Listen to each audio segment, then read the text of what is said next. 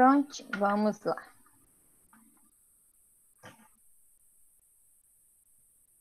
E aqui minha caneta. Vamos lá. Leis de Newton e aplicações, né? Vamos revisar noções de força. Força, gente, é um agente causador de alterações no estado de repouso ou de movimento de um corpo, ou seja, a interação entre os dois corpos. Oi, pode falar. Se alguém quiser fazer alguma pergunta, gente, antes de eu começar, pode. Então, a força é a interação entre dois corpos. Na primeira etapa, nós falamos de cinemática, né? A cinemática, ela estuda os movimentos sem se preocupar com o que causou o movimento. Agora, nós vamos falar de dinâmica. Dinâmica, ela estuda o movimento se preocupando com o que causa esse movimento, tá? E aí, nós começamos em dinâmica com noção de força, né? Vocês vão ouvir muito a palavra força.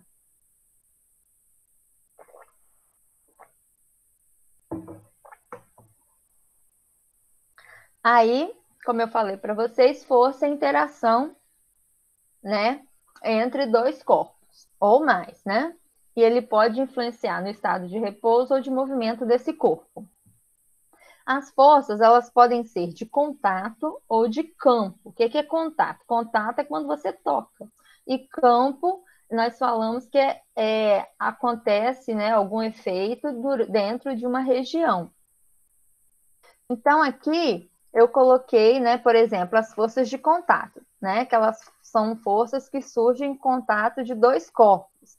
Aí aqui eu tenho um bloquinho, né, puxando, preso a uma mola, né, isso aqui chamado de força elástica. Aqui eu tenho um cabo de guerra, né, que é a nossa força de tração. E aqui eu tenho uma pessoa levantando um peso. Também todos são forças de contato. Vocês estão vendo? O bloquinho está em contato com a mola, as pessoas estão em contato com a corda, e a pessoa aqui está em contato com o peso que ela está levantando. Né? Novamente aqui, ó, alguém está segurando o cachorro. Aqui, ó, quando há colisão, o carro amassou porque teve um contato. E quando a gente fala em forças de campo, é porque elas ocorrem, né, a uma certa distância. Aqui eu tenho a força gravitacional, né, que é o que ocorre entre os planetas, na Terra, tem no Sol, né, que é a interação entre esses corpos, é chamado de campo gravitacional. Na Terra, nós temos o campo gravitacional terrestre, nós representamos pela letra G. E aqui, o nome disso aqui é fluido magnético.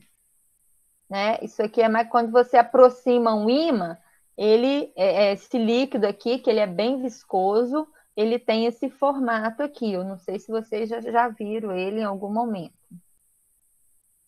No Manual do Mundo, ele tenta fazer alguma coisa parecida com isso. Ele ensina a fazer. Ele pega bombril, né? E coloca fogo, coloca o bombril dentro de um recipiente, coloca fogo, aí depois pega aqueles farelinhos, mistura com um pouquinho de óleo e fica uma coisa parecida. Esse aqui é industrializado, a gente compra, né? E aí, como eu falei para vocês, é a força da gravidade, a interação gravitacional, no eletromagnetismo, força magnética. O ímã, né? O ímã é só você, quando você pensa em força de campo, o exemplo que você consegue visualizar melhor é o ímã. Você precisa tocar no ímã para ele agarrar em algum material metálico? Não, só de aproximar, né, já funciona. Então, isso é uma interação de campo, porque ali tem a força eletromagnética, né? Aqui eu tenho um dinamômetro. Os dinamômetros é tipo uma balança, só que a função dele não é medir massa, é medir força, né? Esse aqui parece até balança aquela balança que eles usam para pegar peixe, às vezes na feira, né? São dinamômetros. As leis da dinâmica são conhecidas como as leis de Newton, né? Eu vou fazer uma revisão rapidinho. Eu até escolhi aqui tipo um mapa mental para falar das leis de Newton. Então, nós temos a primeira lei de Newton, né, que é chamada de lei da inércia, que é a tendência de o corpo manter o seu repouso ou movimento retilíneo uniforme. Ou seja, a lei da inércia diz que um corpo tende a permanecer no seu estado até que uma força externa o tire desse estado. A segunda lei de Newton é chamada de princípio fundamental, que ela diz o seguinte: se você aplica uma força num determinado corpo, esse corpo entra em movimento. Por isso, né, que a lei fundamental da dinâmica, força é igual a massa vezes aceleração, né? Força e aceleração são grandezas vetoriais, né? Nesse caso, a força e a aceleração é um vetor que possui mesma direção e mesmo sentido. Quem não lembra o que é um vetor, ele é representado por uma setinha, né? Uma reta com uma setinha na ponta, onde a direção é onde que essa retinha está mostrando, né? Bom dia, Carlos. E o sentido é para onde que a setinha aqui está apontando. E a unidade de força é Newton, que significa quilograma vezes metro por segundo ao quadrado. Por quê? É massa vezes aceleração. A unidade de massa no sistema internacional é quilogramas e a aceleração metros por segundo ao quadrado. E a terceira lei de Newton é ação e reação. Ação e reação, a terceira lei, toda ação gera uma reação. Como eu falei já para vocês, é a que os alunos mais gostam, né? Mas também é que eles mais erram, porque ela tem regras, né? Então, principal delas é essa daqui, ó. Elas ocorrem em corpos diferentes. Aqui eu tenho o desenho, né? Representado vetorialmente de um par ação e reação. Normalmente, elas têm mesmo módulo, ou seja, mesmo valor, mesma direção. Nesse caso aqui do exemplo, as duas são horizontais e sentidos opostos. Tá vendo? Uma setinha aponta para a direita e a outra aponta para a esquerda.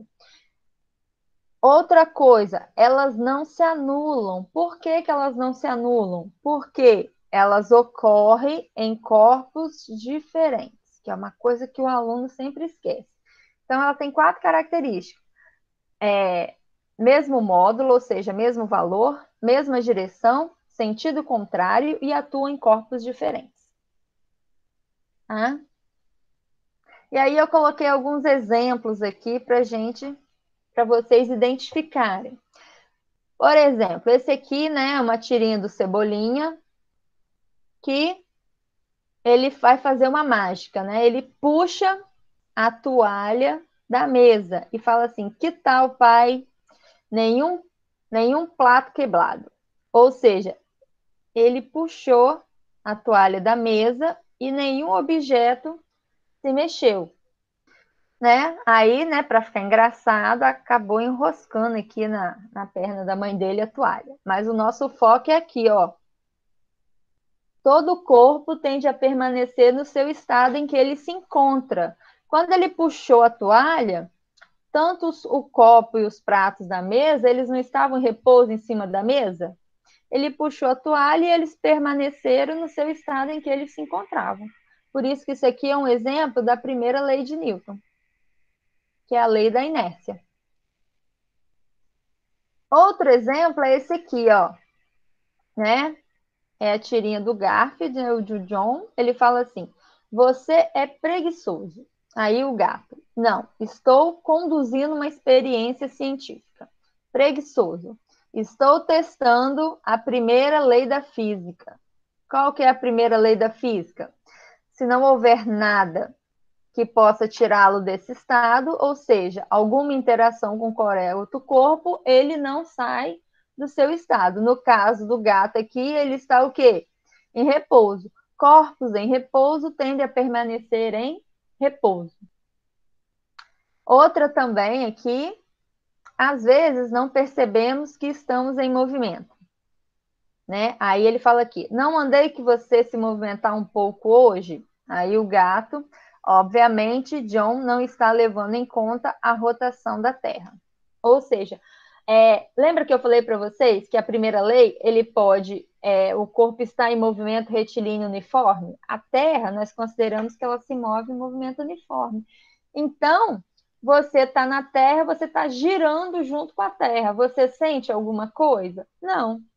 Né? Então, também, né, quando o movimento é uniforme, não podemos senti-lo ou distingui-lo do estado de repouso. Isso aqui é uma coisa interessante.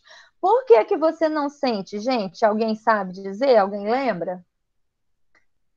Você não sente porque se o movimento é uniforme, a velocidade é constante.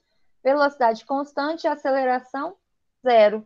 Então, aqueles trancos que você sente no carro, para frente, para trás ou no ônibus, é porque você só sente porque ocorreu variação de velocidade. Se não tivesse variação de velocidade, não ia acontecer nada.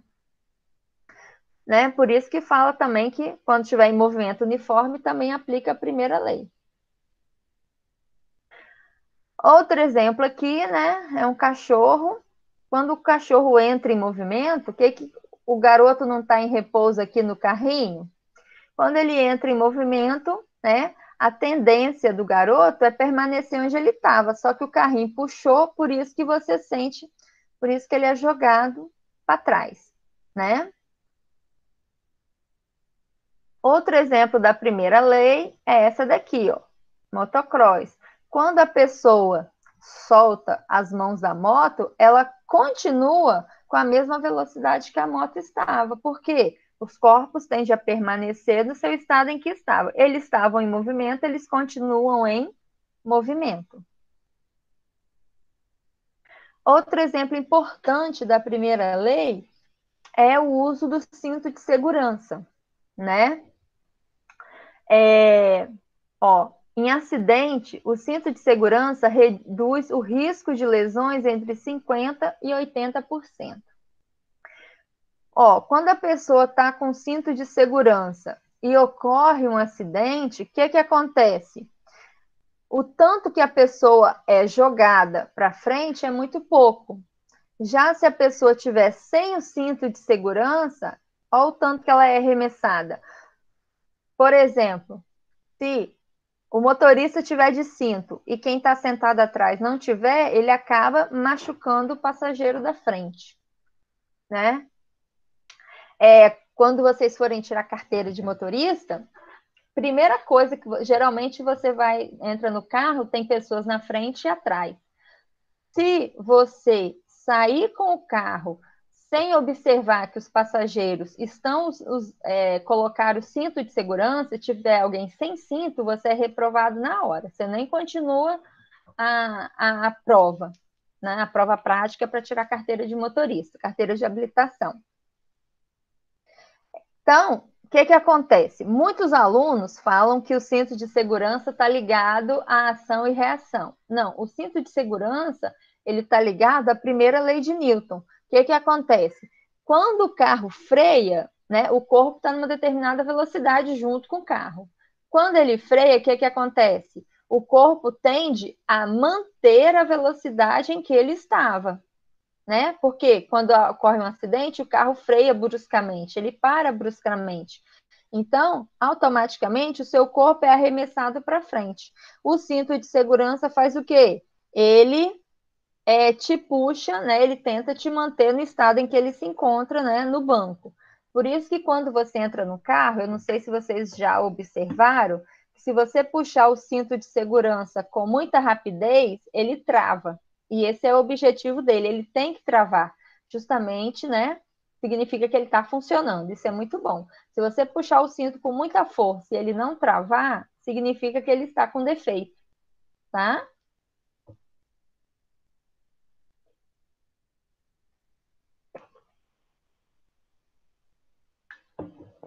Então, quando aparecer perguntas para vocês a respeito do cinto de segurança, ele está relacionado à primeira lei de Newton. Aí aqui, né, é um exemplo do cinto de segurança novamente, né? Só que esse carro aqui é um pouquinho melhor. Ele tem um outro, que é o airbag, né? Que quando, se o carro tem uma freada muito brusca, o airbag, ele infla, né? É igual um balão que ele dispara, né? Para proteger o passageiro do acidente. Hoje, todo carro que sai de fábrica, ele tem que ter airbag. Aqui, não, airbag, perdão, gente, eu não tenho certeza. É o freio ABS, com certeza. O airbag, a última vez que eu vi, eles estavam aí vendo essa questão de legislação. Não sei, se alguém souber, pode me contar aí. Aqui outra tirinha, né, do Garfield, né, que aí eles estão aqui no carro, o John, o Odd e o Garfield, e aí o Odd pergunta, para que serve essa manivela? Aqui tem um barulho de freagem. Não mexa no freio de mão, Garfield. O que aconteceu? O freio de mão do carro, aquela alavanca que tem perto da marcha, entre o banco do passageiro e do motorista, você puxar ele de uma vez, o carro dá uma parada. Às vezes, o pessoal que faz cavalo de pau, que eles falam, né? Eles usam o freio de mão. Tá na velocidade muito alta e puxa o freio de mão rapidinho e o carro acaba girando na pista porque ele está com a velocidade muito alta, né? Então, aqui, o que aconteceu? Eles estavam em movimento, quando o carro parou de repente, o que aconteceu? Aqui todo mundo estava sem cinto, né? Eles foram lançados para o vidro. Somente quando estamos acelerados, realmente sentimos algo que nos permite dizer que estamos em movimento, como eu já tinha falado para vocês. Aqui é um exemplo da segunda lei de Newton. A segunda lei de Newton é matemática, né? Força resultante é massa vezes aceleração. Aqui é o exemplo que eu tenho um corpo e eu representei aqui um corpo de massa M, a força, né? Uma força F para a direita e uma aceleração. Então, aqui a força resultante nesse caso aqui é F, porque eu só tenho uma força atuando, é igual a massa vezes aceleração. Aqui nesse exemplo, eu tenho duas forças, F1 e F2. F1 está para a direita e F2 para a esquerda. Observe que os dois estão na horizontal, mesma direção e sentidos opostos. Como que eu calculo força resultante? Lembrando que força resultante é a soma vetorial de todas as forças. Então, aqui a minha força resultante vai ser o quê? F1 para a direita, positiva, menos F2 para a esquerda, que é negativa, né? Então, a minha força resultante vai ser F1 menos F2 é igual a massa vezes aceleração. Um outro exemplo, parecido com a letra B, é que as forças estão na vertical. Importante, as forças, quando vocês forem somar, elas têm que estar todas na mesma direção, ou vertical, ou horizontal, ou todas inclinadas, ou você tem que fazê-las ficarem dessa forma. Aí aqui eu tenho F1 para cima e F2 para baixo. Então, força resultante vai ser o quê? F1 menos F2. Aí alguém pergunta, mas como é que eu sei que F2 é negativo e F1 é positivo? Vocês vão usar uma coisa que vocês conhecem como plano cartesiano.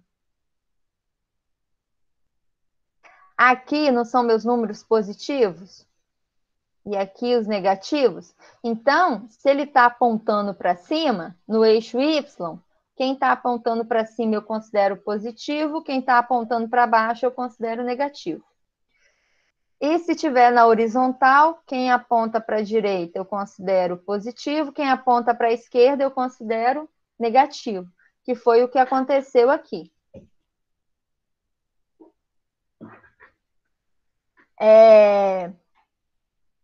Ok? Então, força resultante é a soma vetorial de todas as forças, é igual a massa vezes aceleração.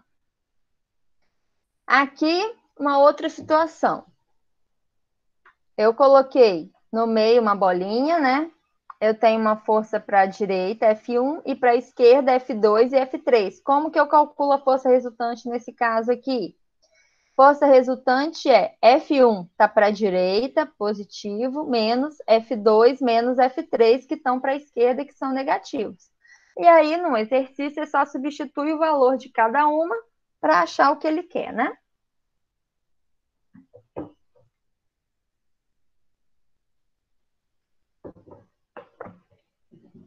Olha, galera, uma recomendação, deixa eu colocar um ventilador aqui que eu tô com calor.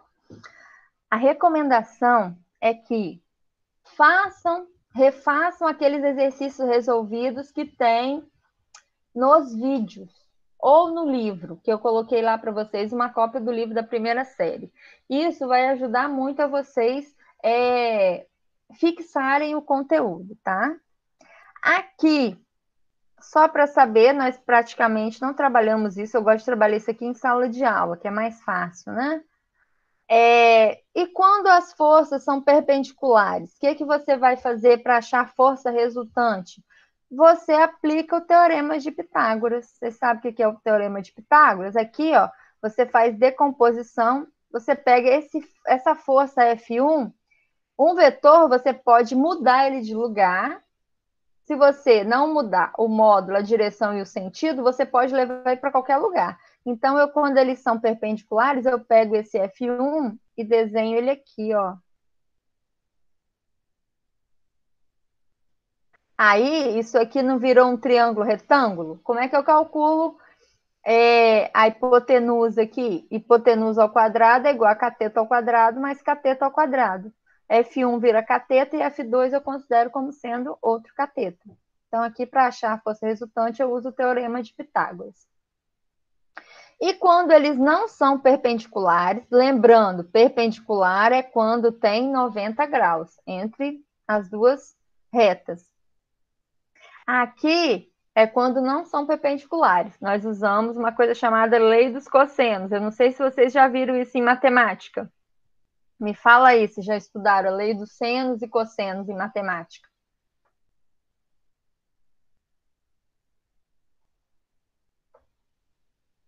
Nem sabe o que é, gente? Coloca aí no chat para mim, por favor. Ou abre o microfone e me conta. Não? Ah, tá. Então, se vocês não estudaram, vocês ainda vão estudar em matemática. São chamadas lei dos cossenos e dos senos. Eu não sei quando que estuda, tá? Mas esse aqui eu não passei nenhum exercício, não, tá? É só para vocês saberem que existe, tá? Ah, muito bom, Kelly.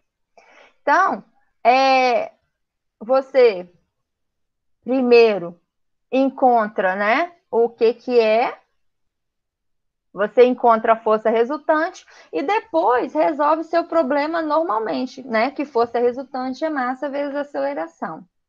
Isso aqui é exercícios mais elaborados, tá? Tem alguns exercícios que pode usar isso aqui na terceira série, que quando nós estudamos lei de Coulomb, tá? Aí a gente usa. Aqui nas leis de Newton, tem alguns exercícios no livro de vocês, mas eu não coloquei nenhum para vocês, tá? E esse exemplo aqui, quem sabe me dizer de qual é? Primeira, segunda ou terceira lei de Newton?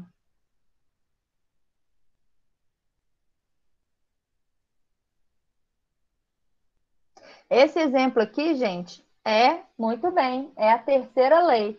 É um para-ação e reação, né? A luva bate na cara aqui aqui os dois estão, acho que isso é o quê? MMA? Não, isso aqui é boxe, né? Ou alguma coisa parecida. A mão bate no rosto da pessoa, o rosto bate na mão. Só que aqui o estrago costuma ser maior no rosto porque não está protegido, mas é um exemplo da terceira lei de Newton. É um para-ação e reação. Aqui, ó, quando a pessoa usa arma de fogo, eles chamam coice da arma. Quando você atira, a a velocidade, o impulso que a bala é jogada para frente, a pessoa recebe o mesmo impulso para trás. Aí aqui, para ficar legal, eles colocaram o atirador em cima de um patins. Então, o que acontece? Quando ele aperta o gatilho, né? Aqui dentro tem uma mola que faz com que a bala vai para frente, o projétil, e, consequentemente, a reação do indivíduo, ele vai em sentido contrário, é um para-ação e reação, né? O patins é justamente para poder sentir, né? Mostrar para vocês essa reação, é um para-ação e reação se estiver no patins. Por isso que, às vezes, em filme, quando alguém pega uma arma muito potente, para que ele dá um tiro à pessoa jogada no chão, por causa disso. É o exemplo desse, é até por causa da terceira lei, é um para ação e reação.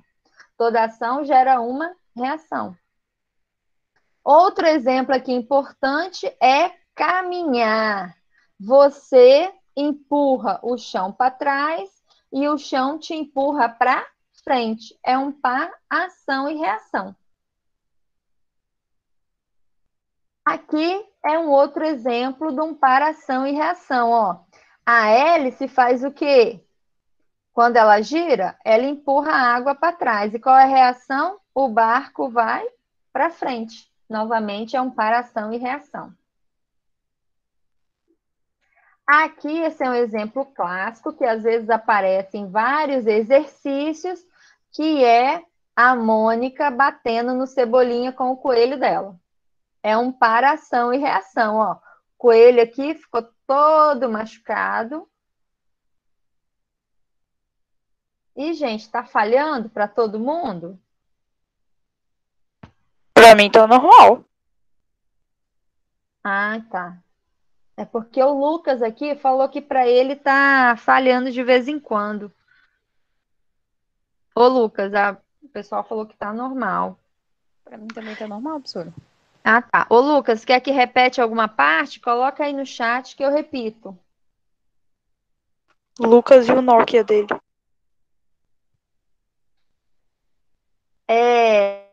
Aqui. Ah, então tudo bem, Lucas. Qualquer coisa, se você precisar repetir, você fala. Então, aqui eu tenho um exemplo, né, do ação e reação. A Mônica bateu com o coelho dela na cabeça do Cebolinha, consequentemente, o Cebolinha ficou machucado e o coelho também. É um par ação e reação. Esse aqui é um exercício, uma tirinha que aparece em vários exercícios. Aí, nós temos agora a força gravitacional. Força gravitacional, o que é força gravitacional? É a força, né?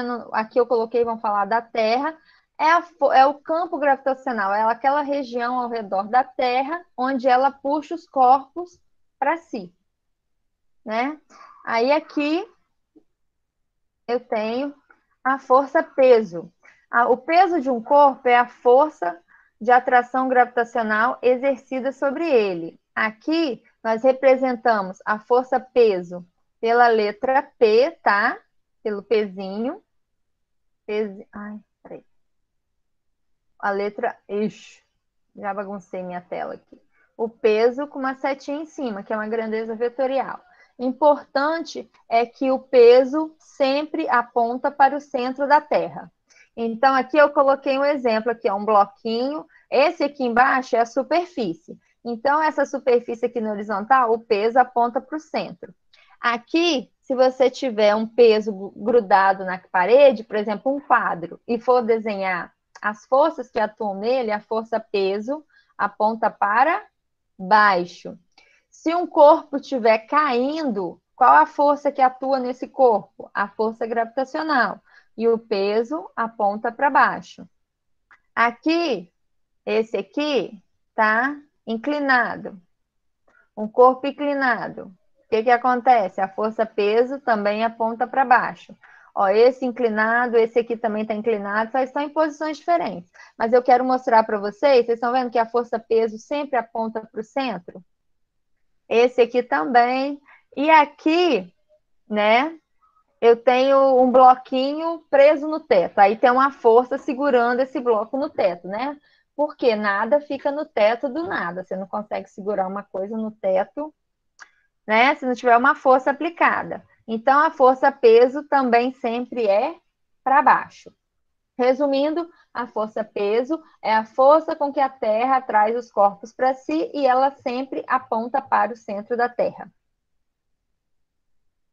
Diferença entre peso e massa, que é uma coisa que os alunos confundem muito. Ah, outra coisa, como que eu calculo o peso de um corpo? Acho que eu não coloquei aqui. Ah, coloquei mais na frente. Massa é o quê? É uma grandeza escalar. A massa é uma propriedade intrínseca do corpo, né? E peso é uma grandeza vetorial. Tem módulo, direção e sentido. A massa, ela não... Ó, isso aqui que é muito importante, que vocês sempre erram. A massa, ela não depende da gravidade local. Se você ficar na Terra, for para a Lua, for para Júpiter, Marte, a massa do corpo é sempre a mesma, ela não muda. O que que vai mudar? O peso. Por quê? O peso ele vai depender do campo gravitacional do lugar, que nós conhecemos como G minúsculo, né? Então, se ele for para a Lua, vai ter uma aceleração da gravidade. Se ele for para o Sol, vai ter outra. No sistema internacional, a massa é medida em quilogramas e peso é dado em Newton. Então, aqui eu coloquei minhas figurinhas aqui. O exemplo, né, a gravidade, por exemplo, a gravidade no Sol é 274 metros por segundo ao quadrado. A gravidade na Lua, 1,67. Então, se você tiver um corpo de massa, vamos colocar facinho aqui, um corpo de massa 10 quilogramas. E esse corpo for levado para a Lua, qual vai ser seu peso na Lua? Aí você vai fazer o quê? O peso dele na Lua vai ser o quê? A massa vezes a gravidade. Na Lua vai ser o quê? 10 vezes 1,67. Então, qual vai ser o peso dele na Lua? Vai ser só 16,7 newton. Agora, se esse mesmo corpo for levado para o Sol, qual vai ser o peso dele no Sol? Vai ser o quê? A massa vezes a gravidade no Sol. Então, vai ser o quê? 10 vezes 274. Então, o peso dele no Sol vai ser o quê? 274, 2.740 newtons. Olha a diferença. Porque o peso depende da gravidade. A massa não. Perguntas que muita gente ainda erra e lá no Google Forms erraram. Que eu perguntei assim, ó, um astronauta tem lá a questão, aí eu pergunto, qual a massa do corpo? Se eu perguntar, qual a massa desse corpo no Sol, gente, qual é? 10 quilogramas. Qual a massa desse corpo na Lua? 10 quilogramas. A massa não muda. Vocês não podem esquecer isso. Isso é muito importante, tá? Aí aqui, vamos completar aqui, ó. Complete as frases abaixo usando as palavras que se seguem.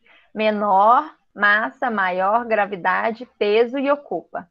Matéria é tudo que... Ai, eu achei que estava aqui. Que ocupa lugar no espaço, certo? A, pontinho, pontinho, é a quantidade de matéria que um corpo possui. O que é a quantidade de Professora, bom matéria? dia. Bom dia, Lucas. Tem como Fale. você repetir até aquela parte que você falou, quando você falar, tem muitos alunos que erram tal, aí travou para mim. Ah, tá. Os alunos confundem massa e peso. Toda vez que vocês, numa questão, falando isso porque é raro lá no Google Sala de Aula, se eu der um problema e falar, né? Aí tem a massa do corpo, aí pergunto o peso dele na Lua, o peso dele em Júpiter, mas se eu perguntar qual a massa desse corpo em Júpiter, a massa dele vai ser a mesma em qualquer lugar do universo, independente se ele estiver na Terra, em Júpiter, em Marte ou na Lua. A massa é uma propriedade que não muda do corpo. É isso que é importante, vocês não podem errar isso. Certo?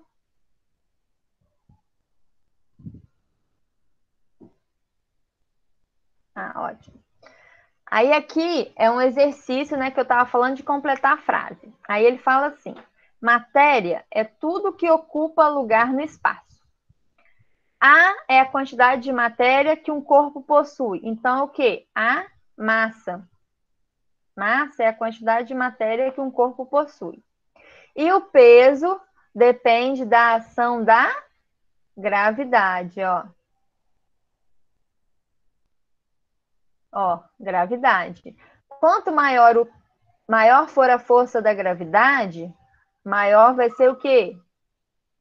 Ai, tá sumido que tá pequeno. Maior é o peso do corpo. Lembram do exemplo que eu coloquei anterior? Se um corpo de 10 quilogramas estiver no Sol, a massa dele será de 2.740 newtons. Perdão, a massa não, o peso, né? Perdão. Se um corpo de massa 10 quilogramas for para o Sol, o peso dele será de 2.740 newtons. Se esse mesmo corpo estiver na Lua, o peso dele vai ser o quê? Vai ser 16,7 quilogramas, newton, né? Então, quanto maior for a força da gravidade, maior é o peso do corpo. Quanto menor for a força da gravidade, menor vai ser o quê? O peso desse corpo. Já assistiram Dragon Ball? Não sei se vocês conhecem. É um desenho que tem o Goku. Alguém já Sim, assistiu? professor, é muito bom. Pois é.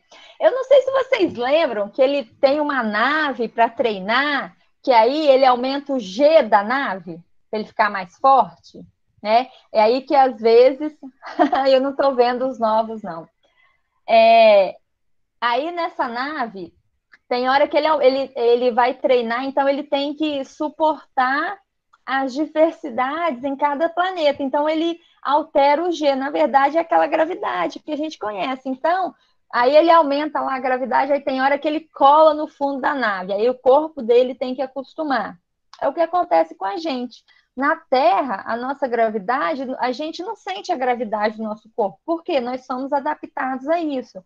Mas se, por exemplo, nós fôssemos morar em Júpiter ou na Lua, nós teríamos que nos adaptar à gravidade de lá também, porque ela é diferente. Então, no desenho, ele faz isso, ele se adapta à gravidade do lugar, por isso que ele fica forte em qualquer lugar que ele vai. Tem uma tirinha do Garfield, né, que ele, quando mais uma que eles mandam ele perder peso, aí ele fala, então eu vou para a Lua. Né? Que ele fala assim, porque para perder peso, se você quiser perder peso, você tem que ir para a Lua, porque se você for para o Sol, seu peso aumenta. Agora, se você quiser perder massa, aí é só fechando a boca, porque não tem jeito, né? Não dá para ir para outro planeta que você não vai perder massa, você vai continuar com a mesma massa. Aqui nós temos força normal. Força normal é o quê? É a força exercida pela superfície em que um corpo está apoiado. Importantíssimo, a força normal e a força peso não é um par ação e reação, tá? Outra coisa que a galera sempre erra, não é um par ação e reação. Força normal é a força exercida pela superfície que o corpo está apoiado. Aí eu coloquei aqui o desenho, ó, eu tenho a superfície e um corpo apoiado. Então, a força normal é aquela reação que a superfície, né, é a força exercida pela superfície no corpo. E normalmente ela é perpendicular à superfície. Nesse caso aqui, né, a força normal está para cima e nós representamos ela pela letra N. Aqui, ó, a força normal não é a força exercida pela superfície do corpo? Então, a superfície aqui é uma parede. Então, a força normal aqui está para fora. Se eu pedir para vocês desenharem a força-peso aqui, onde que desenha a força-peso? A força-peso é apontando para baixo, né? Aqui, eu tenho força normal? Ó, a força normal é zero. Por quê? O corpo está em queda livre. Isso aqui é a indicação que ele está caindo, não tem superfície, né? Então, se não tem superfície, ele é apoiado, eu não tenho força normal. Para ter força normal, tem que ter superfície. Mas eu tenho aqui o quê? Eu tenho a força peso, tá? Não pode esquecer. Aqui, né, um plano inclinado. A força normal, perpendicular à superfície. Novamente aqui, ó. E aqui também, sempre perpendicular à superfície. A força peso aponta sempre para baixo. Muito importante, né, ter isso em mente. Como eu falei para vocês, força normal não é um para-ação e reação. Por que ela não é um para-ação e reação? Porque elas estão em corpos, atuando em corpos. Elas estão atuando no mesmo corpo. O para-ação e reação, eles atuam em corpos separados. Por exemplo, a força normal aqui é a reação que a superfície está fazendo nesse corpo de massa M. E a força peso é a força que a Terra puxa esse peso para baixo. Então, a força normal e a força peso, elas atuam no mesmo corpo, tá? Aqui é um exercício do livro, eu até fiz ele o ano passado, quem participou das aulas, que ele é um exercício justamente para poder pegar o aluno por pé, o aluno achar que o para-ação e reação que a força peso e a força normal é um para-ação e reação. Antes de eu fazer esse exercício, deixa eu colocar aqui a chamada, senão eu vou esquecer. Só um minutinho, tá? Espera aí. Pegar o link aqui para vocês. Ó, eu vou colocar no chat um linkzinho. Responde lá para mim, por favor, rapidinho.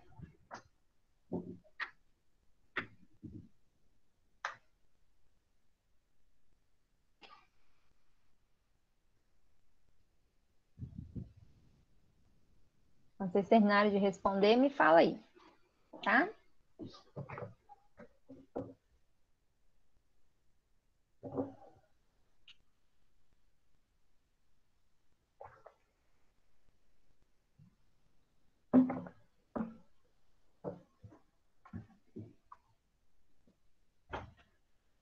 Já respondi, professor.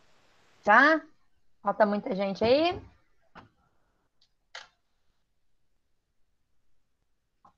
Ótimo. Então, vamos continuar aqui nossa aula. Uma peça de metal M está em repouso e apoiada em uma superfície horizontal H. Estão vendo aqui? Uma bolinha M e uma superfície H. Sabe-se que seu peso é P e a força aplicada pela superfície da peça é F.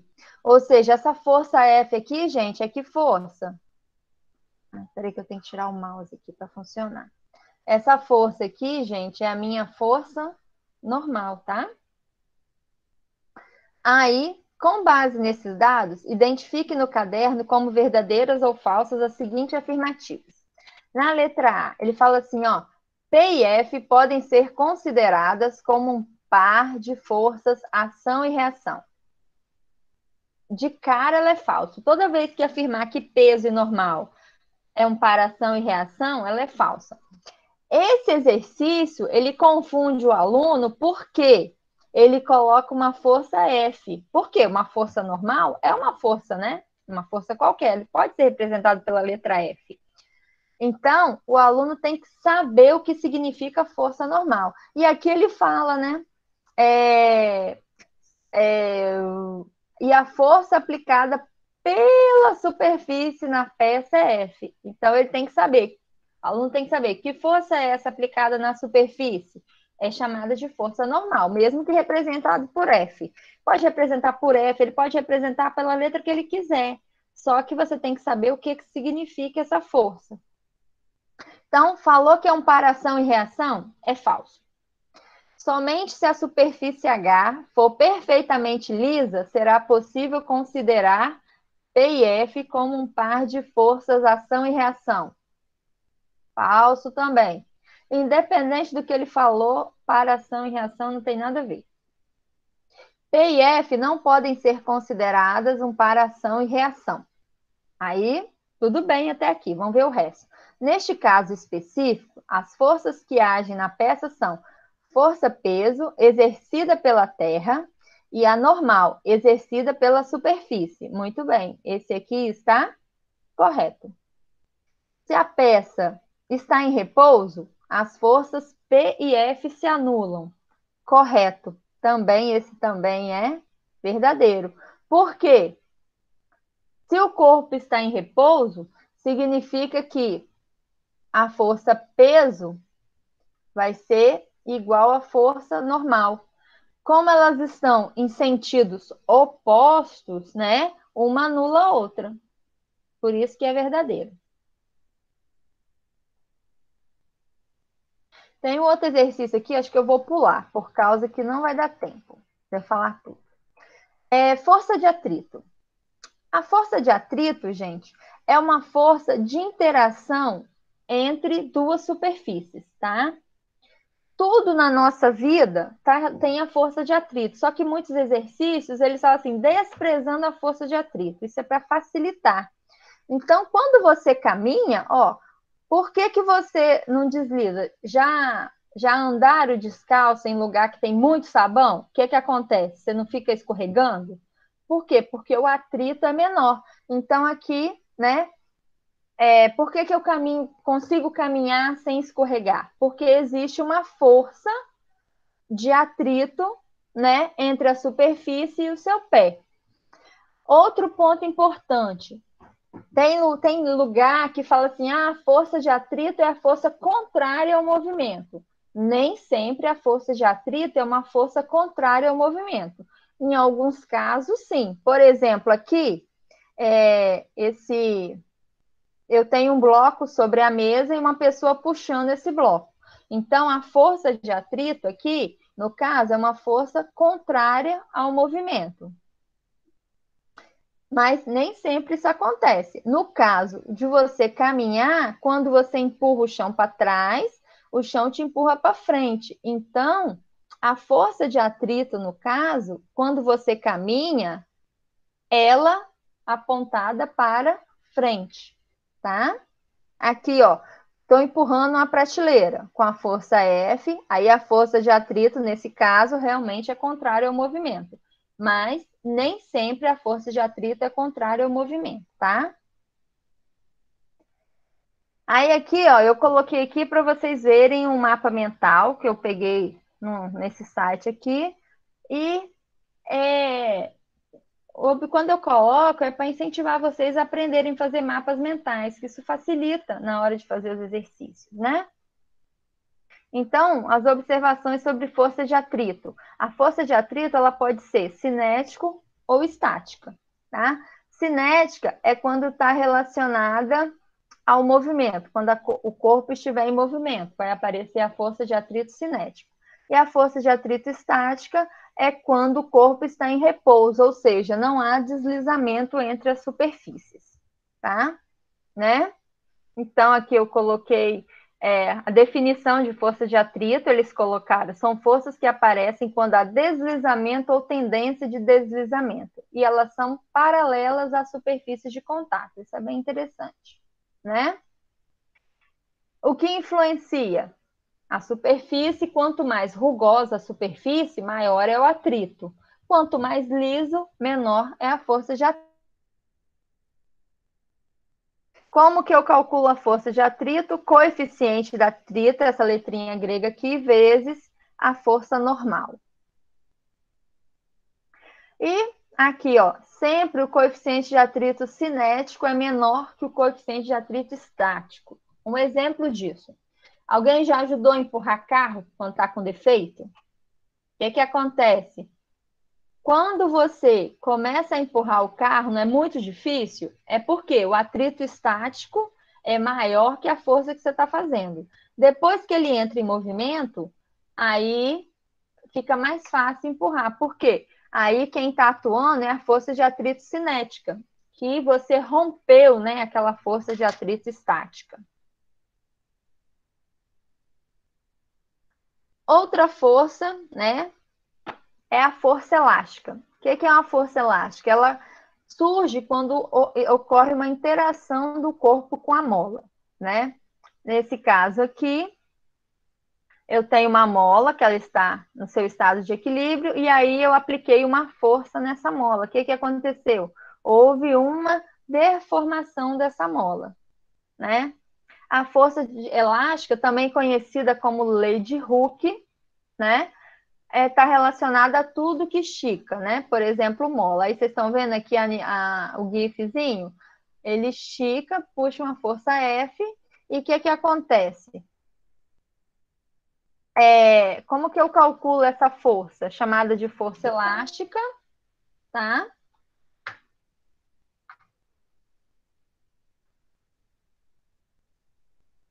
Bom dia. Quem não sei se chegou agora, ou saiu e depois voltou.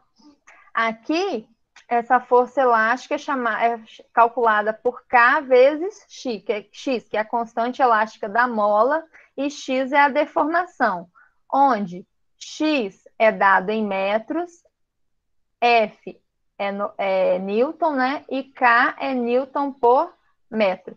K é a constante elástica da mola. É o quanto que essa mola aguenta ser esticada ou não. Aí aqui a força e a deformação, como eu já falei para vocês. Um exemplo de força elástica é quando o pessoal pula de bug jump, né? Que é esse elástico aqui, que aí a pessoa fica lá pendurada, indo e voltando. Aqui eu coloquei o exemplo de um bloquinho, ó. Quando eu puxo o bloco, eu aplico uma força F para esticar o bloco. E aqui aparece uma força contrária, que é a força elástica. Força elástica é a força com que a mola faz para voltar esse bloco por seu estado de equilíbrio. E isso aqui é a deformação. Agora eu quero mostrar para vocês. Eu decidi não fazer exercício, tá? Eu quero mostrar para vocês uma outra coisa. Deixa eu colocar aqui. Que é o PET colorado.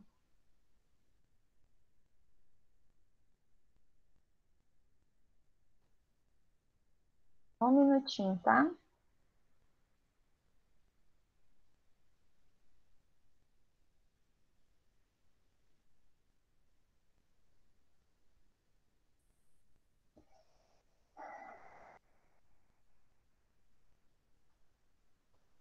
Gente, alguma pergunta enquanto isso? Vocês aguentam ficar um pouquinho mais de 10 horas na aula?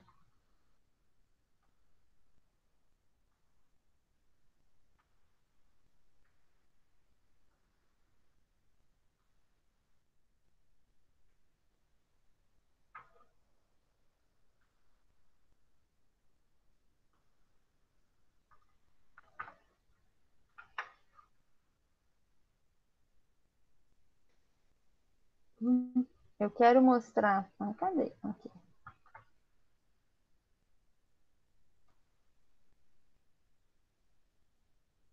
Deixa eu ver se vai compartilhar. Eu quero mostrar aqui, eu coloquei lá como sugestão é chamado de PET Colorado. É um lugar que tem simulações, né? Tem física, química, matemática, biologia. Aí vocês podem escolher. Aí vocês vêm aqui em química, em física, né? Aí em física tem vários. Eu vou desmarcar os outros aqui, deixar só movimento, né? Para a gente ver. Então, por exemplo, aqui eu tenho um que fala sobre atrito, né? É uma simulação para mostrar a vocês sobre o atrito. Lembra que eu falei que o atrito existe a interação entre o deslizamento entre duas superfícies? Então, estão vendo aqui? Eu tenho duas superfícies aqui. Essas ondinhas aqui é para dizer que é uma forma de exemplificar, né, que existe, que não é totalmente lisa a superfície. Então, quando você mexe aqui na setinha, ó, você tá vendo? Faz até barulhinho. O que ocorre quando você esfrega uma mão na outra, gente? Ó, isso aqui significa temperatura. Quando você esfrega uma mão na outra, não esquenta? Por isso que eles falam assim, quando você atrita uma mão na outra, é isso que está acontecendo. Então, esse aqui é para mostrar o quê? Ó, que você consegue, quando você, né, desliza uma superfície na outra. Esse aqui é o atrito. Ui, travou tudo. Acho que deu um pau aqui no meu... Mas aí, esse é para mostrar o atrito. Outro que eu quero mostrar para vocês, que eu coloquei o link lá para vocês. Quem não fez, é interessante, né? Brincar um pouquinho. É o de força elástica. É esse aqui, ó. Lei de Hooke.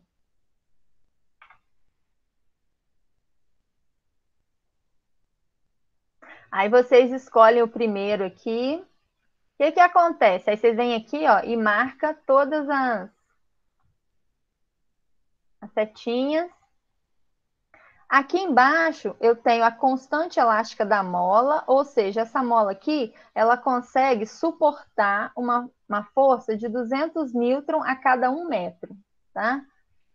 E aqui a força aplicada. Quando eu puxo aqui, ó, vocês estão vendo que aparece força?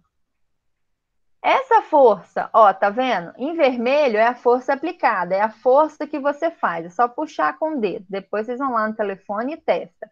E aqui é a força elástica, é a força contrária, é a força com que a mola puxa, o contrário, né? E aqui, em verdinho, é a deformação, é o tanto que a mola deformou. Olha que legal, se eu aumentar a constante da mola, vou aumentar para 500, por exemplo. Significa o quê? Quando eu aumento para 500, vocês viram que a deformação diminuiu? Por quê? Se uma mola tem uma constante elástica, ela é mais forte. Então, para você deformar, você precisa fazer mais força. No meu problema aqui, eu só consigo aplicar uma força máxima de 100 newtons. Se você aumenta a força da mola, né, a constante elástica, você consegue deformar ela menos. Quem já viu aquelas molas do carro, que eles chamam de amortecedores?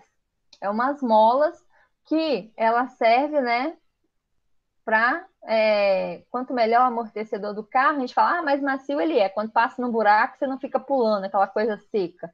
Essa mola, ela é justamente para isso, para suportar essa massa do carro. Se você pegar ela na mão, você não consegue deformar, ela fica rígida. Agora, pensa numa mola de caderno, qualquer esticadinha, ela deforma, né? Então, é aí que é a constante da mola. No caso do carro, a constante da mola é bem alta. No caso do arame de caderno, a constante da mola tem um valor bem baixinho. Outro que eu quero mostrar, então, depois em casa vocês podem brincar mais um pouquinho. Esse aqui é quando tem duas molas, né? Outro que eu gostaria de mostrar para vocês é... Qual que é? E aqui, gente, tem vários. Tem de atrito. Deixa eu ver se eu acho. Esse aqui também, quando a gente fala em massas e molas, é um outro de lei de Hooke. Deixa eu ver se está funcionando. Né? Que você coloca um pezinho na mola e ela estica, para você ver a deformação da mola. É a mesma coisa. Né? Você tem a posição de repouso da mola e o tanto que ela deformou. Né? Você também pode brincar nesse aqui. Então, lá tem vários aplicativos que vocês podem trabalhar. Tem um de cabo de guerra. Esse aqui de energia a gente pode trabalhar nas outras aulas. Tá? Alguma pergunta até agora, gente?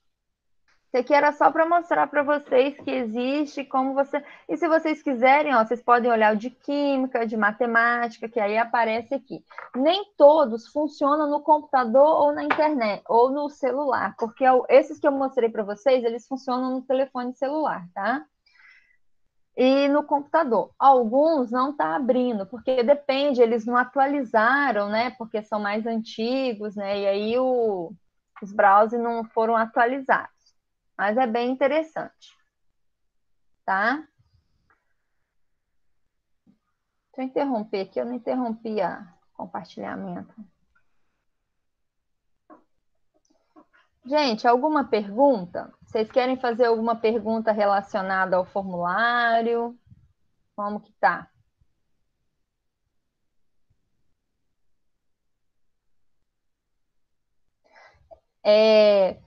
Uma questão lá no formulário que vocês mais erraram, eu já comentei com vocês, né? Que é, deixa eu ver se deixa eu compartilhar aqui para vocês verem.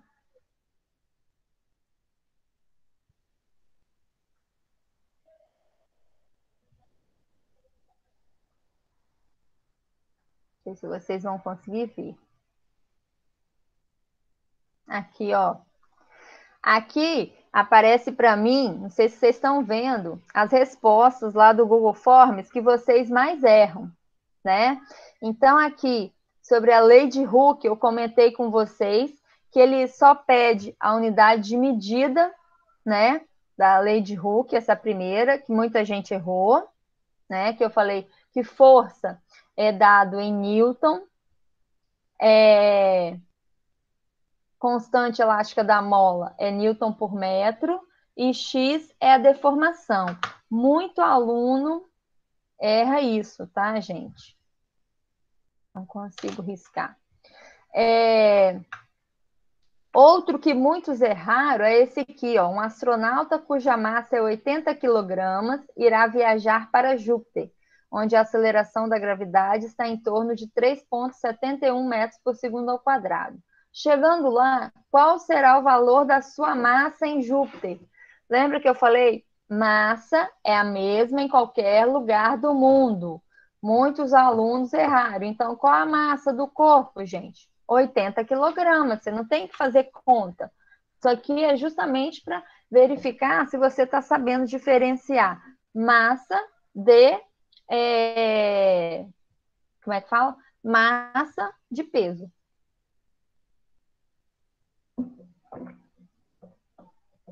A respeito da inércia. Inércia é uma condição do corpo. Se o corpo tiver uma massa maior, sua inércia será maior. Se um corpo tiver uma massa menor, sua inércia será menor. Muitos alunos erraram isso, tá? Outra que é importante, que eu nem comentei ali, que eu acabei esquecendo. A unidade de medida de coeficiente de atrito. Coeficiente de atrito, ele possui unidade de medida adimensional. Vocês sabem o que é isso? Ele não tem unidade de medida, tá? Deixa eu ver aqui. Deixa eu só mostrar uma coisa para vocês. A janela.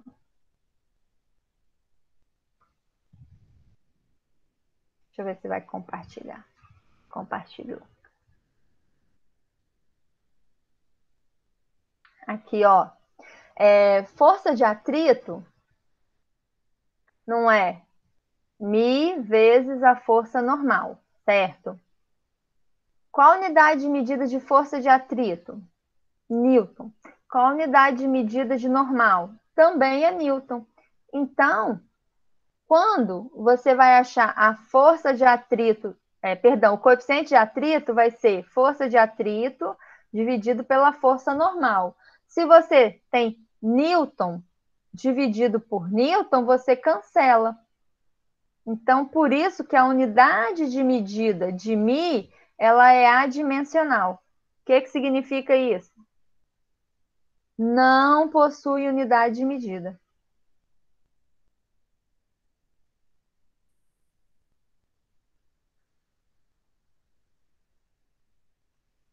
Certo? Então, a força de atrito não possui unidade de medida. Já fechei, Emily, a chamada. Deixa eu tentar jogar aqui de novo.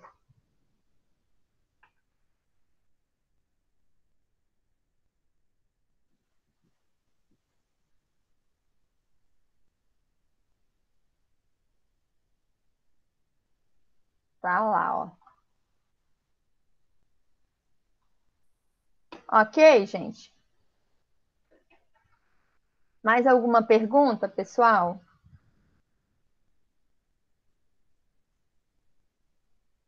Então, o Emily já respondeu aí? Então, eu vou encerrar a aula.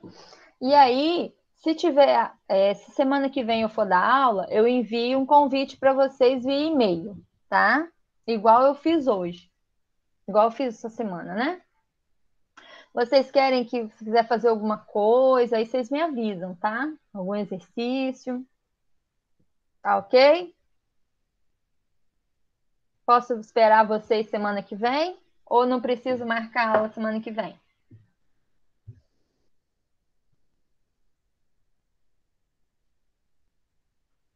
Então tá bom.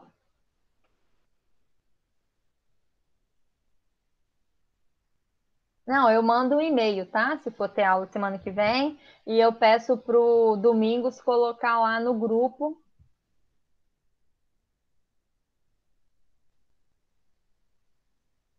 tá?